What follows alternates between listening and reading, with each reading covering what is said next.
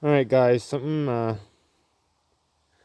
climbed up my tree and basically um, took my bird feeder out, which is kind of sad. I think my blue jays are sad about it. But yeah, it was pretty big. Oh, and I'm pretty sure it was a bear, a black bear. But yeah, the only thing that's left of my feeder now is this. That's it.